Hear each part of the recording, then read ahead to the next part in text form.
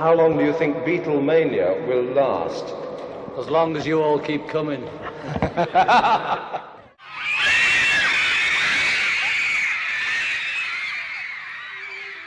The American version of Beatlemania began on the 7th of February 1964, when the Fab Four landed at JFK International Airport.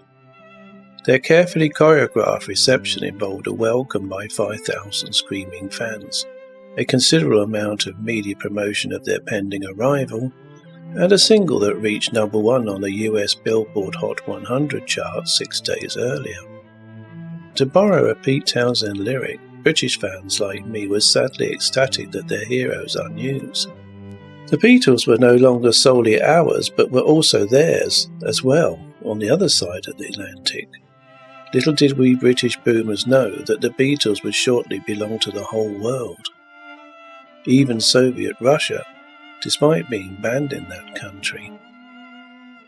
Several American boomers have told me that it was watching the Beatles' debut performance on the Ed Sullivan Show that triggered their love of the group from that moment on, even those who were only 5 years old at the time. February 9, 1964 seems to be etched in their memory.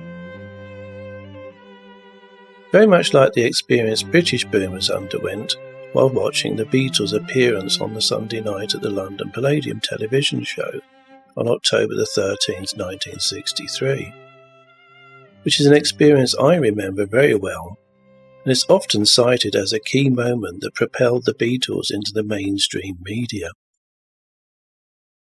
An estimated 73 million Americans watched the Beatles' first performance on the Ed Sullivan Show in 1964. Yet prior to that year, despite having released a few singles, the Beatles had very little chart success in the US. Even She Loves You only sold 1,000 copies when initially released. It wasn't until after their US Ed Sullivan Show television debut that their popularity exploded. Capitol Records, the US label for the Beatles, sold approximately 15 million Beatle records by the end of 1964. Which, if anything, demonstrates the power of that box in the corner of people's living rooms.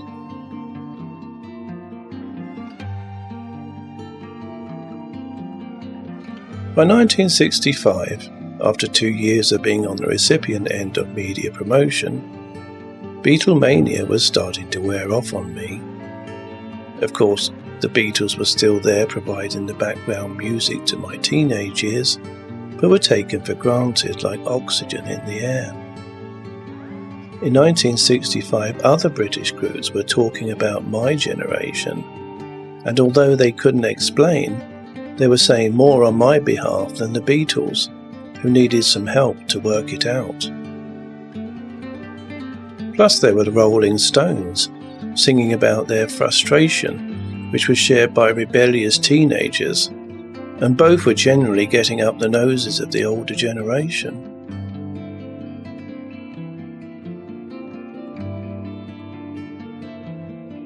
So, with other matters taking up my time and attention, I never saw any photos or film footage of the Beatles' fourth and final appearance on the Ed Sullivan Show, which was screened on the 12th of September 1965.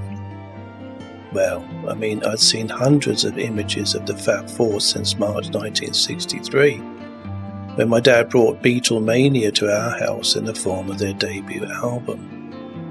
But what a shock I got when I finally did get round to seeing the Paul McCartney who sang Yesterday on that 1965 Ed Sullivan Show. No wonder Lennon said, "Thank you, Paul, that was just like him." It was just like Paul McCartney, but only just, and not exactly. I was shocked when I eventually saw him, because he looked nothing like Paul McCartney I'd collected photos of, or watched hours of his performances on TV since 1963. 1964 Ed Sullivan Show was a different matter though. He looked and performed exactly how I remembered him when the Beatles appeared on the Sunday night at the London Palladium in October 1963. Can someone really have changed so much from one year to the next? The 1965 Paul on the left seems to have a different build, among other changes, such as the ears. Now, some people believe the Beatles used doubles for photo shoots, or as decoys so they could escape the screaming fans eager to mob them. But these Pauls performed live on the Ed Sullivan Shows. Let's check out their ears a bit closer.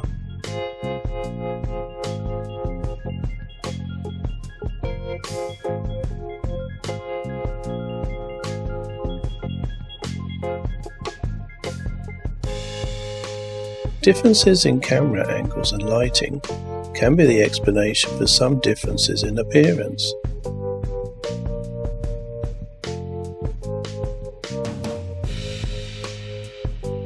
But I can't imagine how those factors could enlarge the chin on the photos of Paul McCartney taken during the 1964 Ed Sullivan Show rehearsals and photoshoot session.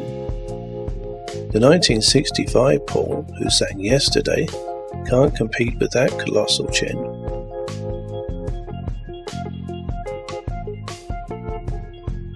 In fact, neither can the cleft chin and the scar-chinned Paul McCartney varieties.